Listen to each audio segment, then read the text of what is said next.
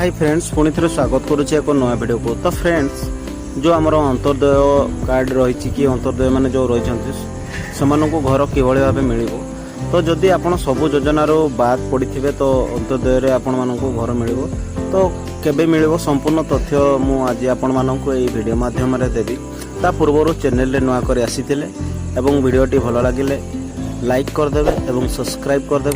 तेबे चलतु वीडियो को स्टार्ट करना। तो फ्रेंड्स देखो पंचायत राज मंत्री रवि नायक मंगलवार एक बड़ सूचना देइछंती। सबु योजनार बाद पड़ी अंत्योदय योजन घर मिल मंत्री कहते। से कहते प्रथम पर्यायर प्राय 60,000 घर दिज्व। एवं तालिकार प्रस्तुत चली 2 मास भितर प्रयास सर मौसुमी पर द्वितीय पर्यायर घर बंटन हो। सूचनायोग्य राज्य में अंत्योदय गृह योजन समाजर दुर्बल वर्गर सबु लोकों पक्का घर दि प्रचलित गृह निर्माण योजना उपकृत होई नथिबा योग्य परिवार गुडी को एही योजना रे पक्का घर दिया 25 वर्ग मीटर परिधि पक्का घर निर्माण पाई 1,20,000 टंका आर्थिक सहायता सरकार देबे। 3 वर्ष मध्य रे एही योजना रे अति कम रे 2,25,000 टंका घर मंजूर करा जिवो। एथिपाई पक्का घर संज्ञा एवं परिवार संज्ञा को मध्य सरकार कहल कहिसंती।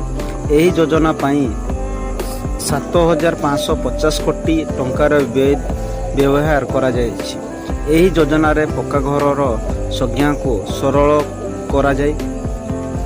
एस्बेस्टस टीण और टाइल्स घर को कच्चा घर को रूपे विवेचित करा जायछि। केवल सीमेंट जो कांथ सहित आसीसी छात पक्का घर भाव विवेचित करा जिवो।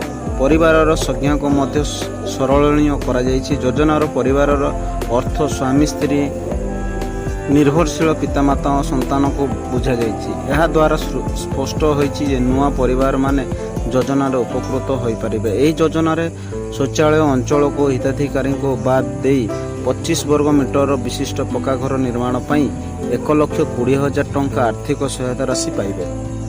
तो फ्रेंड्स आपण माने तो जानि पारले को माने पाइबे। तो राज्यवासी खुशी खबर मौसुमी पर मिलिबो अंत्योदय घर। तो ओडिशावासी एक खुशी खबर जोटा मौसुमी पर मिलिबो अंत्योदय घर। सरकार घर नहीं जेतिक योजना रही जे से सबुर योजनार आपण माने बाद पड़ी ताहले आपण मानकु मिलिबो अंत्योदय योजनार घर। एबे आहुरी तालिका प्रस्तुत चली 2 मास भितर प्रक्रिया सारिबो। मौसुमी पर द्वितीय पर्यायर घर बंटन हो बोले कहते मंत्री। यह सह मंत्री आहुरी मध्य सूचना देइछंती पीएम आवास आवेदन 30 रे सरिबो। पीएम आवास आवेदन पाई बाकी रहिला आउ मात्र 3 दिन। वर्तमान सुधा 36 लाख रु ऊर्ध्व आवेदन आसी सारलानी। जो माने पंजीकरण करिना हंती अधिक भितर करनियंतु बोली मंत्री कहछंती।